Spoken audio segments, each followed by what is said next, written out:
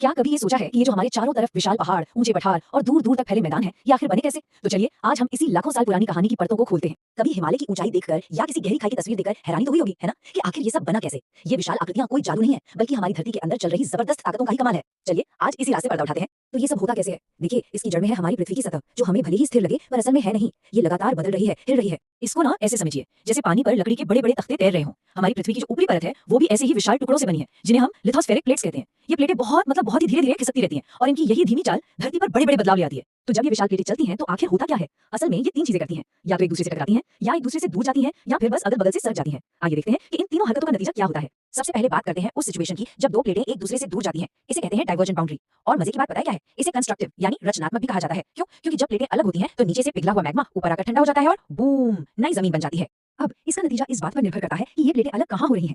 अगर जमीन पर दो महाद्वीपीय प्लेटें अलग होती हैं तो बीच में गहरी घाटियां बन जाती हैं, जैसे पूर्वी अफ्रीका की ग्रेट रिफ्ट वैली। और वहीं अगर ये सब समुद्र के नीचे हो तो पिघला हुआ लावा पानी के अंदर ही पहाड़ों की एक बहुत लंबी श्रृंखला बना देता है, जिसे मिड ओशियनिक रिज कहते हैं। अब आते हैं तीसरी तरह की बाउंड्री पर, ट्रांसफॉर्म बाउंड्री।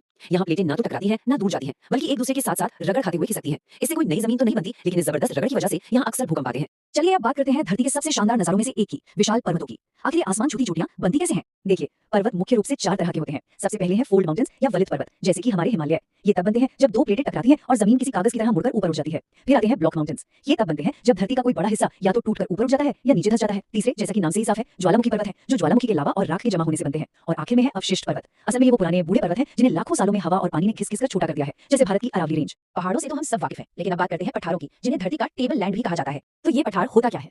सोचिए, एक ऐसी ऊंची जमीन जिसका टॉप एकदम फ्लैट हो, किसी टेबल की तरह।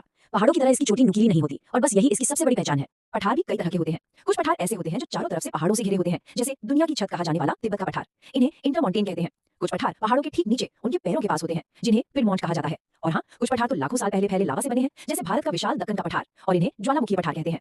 और हाँ, ये पठार सिर्फ ऊंची जमीन के टुकड़े नहीं है, ये तो खनिजों का खजाना है। लोहा, कोयला, ऐसे कई कीमती पदार्थ यहाँ मिलते हैं। और जब नदियां इन पठारों के किनारों से नीचे गिरती हैं तो वो शानदार झरने बनाती हैं। पहाड़ हो गए, पठार हो गए, अब बारी है उन विशाल और उपजाऊ मैदानों की, जहाँ दुनिया की ज्यादातर आबादी रहती है। ये कैसे बनते हैं? मैदान बनने के दो मुख्य तरीके हैं। कुछ मैदान तो हवा और पानी के जमीन को घिसकर समतल करने से बनते हैं, जिन्हें हम अपरदनात्मक मैदान कहते हैं। पर ज्यादातर मैदान नदियों, हवा या ग्लेशियरों द्वारा लाई गई मिट्टी और गाद के जमा होने से बनते हैं। इन्हें निक्षेपात्मक मैदान कहा जाता है। इनमें से भी जो मैदान नदियां बनाती हैं, यानी जलोढ़ मैदान, वे सबसे ज्यादा उपजाऊ होते हैं। भारत का विशाल उत्तरी मैदान इसका एक बेहतरीन उदाहरण है, जो हमारे देश का अन्न भंडार है। मतलब जरा सोचिए, लाखों साल पुरानी जियोलॉजिकल प्रोसेस का असर आज सीधे हमारी थाली पर पड़ता है। तो हमने क्या देखा? जिस जमीन पर हम खड़े हैं वो असल में कभी शांत नहीं होती। हर पर्वत, हर घाटी, हर मैदान एक धीमी लेकिन लगातार चल रही कहानी का हिस्सा है। इससे सबसे बड़ी बात ये समझ में आती है कि हमारी पृथ्वी एक जीवित और हमेशा बदलता हुआ ग्रह है। आज जो नजारे हम देख रहे हैं वे हमेशा से ऐसे नहीं थे और भविष्य में भी बदलते रहेंगे। यह सब टेक्टोनिक प्लेटों की कभी न रुकने वाली धीमी यात्रा का नतीजा है।